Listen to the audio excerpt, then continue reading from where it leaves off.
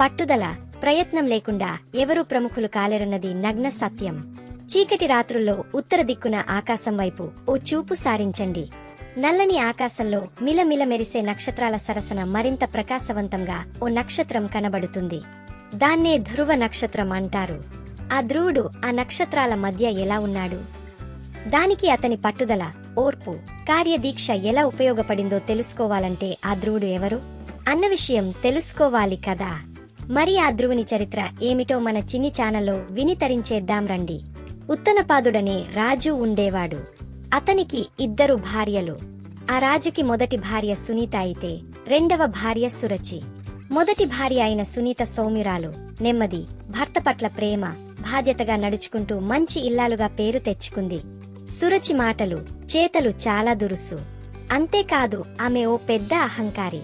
అందువల్ల ఇటు ప్రజలు గాని అటు రాణి వాసల్లో ఉన్నవారు కూడా సురచి అంటే పెద్దగా గౌరవించరు. సునీత కొడుకు ధ్రువుడు, సురచి కొడుకు ఉత్తముడు. ధ్రువుడు, ఉత్తముడులో ఉత్తముడు చిన్నవాడు, ధ్రువుడు పెద్దవాడు. ఇద్దరూ ఎంతో అన్యోన్యంగా ఉండేవారు. వారి మధ్య ఎలాంటి భావభేదాలు ఉండేవి కావు. ఉత్తానపాదుడు ఒక భార్య ఉండగా రెండవ భార్యను పెళ్లాడడంతో మొదటి భార్య మీద ప్రేమ తగ్గి రెండవ భార్యని పెళ్లి చేసుకున్నాడు. రాజుగారికి సునీత మీద ప్రేమ తక్కువ, సురచి మీద మక్కువ ఎక్కువ. అంతేకాకుండా సురుచి మాయమాటలతో రాజుగారిని లొంగదీసుకోవడం, భయపెట్టడం లాంటివి చేసేది.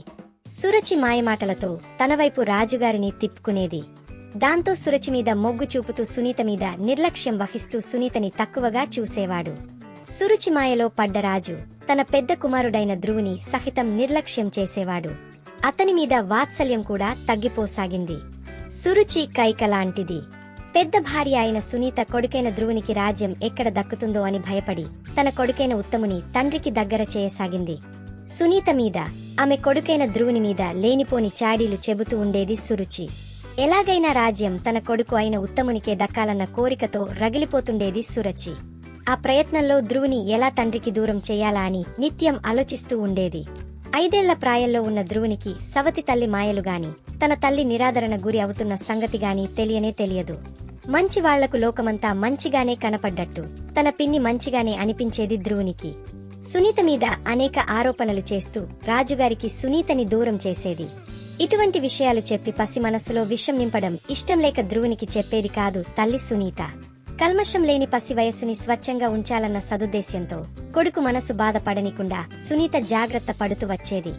అయినను ధ్రువుడు కొన్ని విపత్కర పరిస్థితులు ఎదుర్కోవలసి వచ్చేది. ఎటువంటి విపత్కర పరిస్థితులు ధ్రువుడు ఎదుర్కొన్నాడో తదుపరి విభాగంలో మన చిన్ని ఆశ ఛానల్లో విని ఆనందిద్దాం రండి.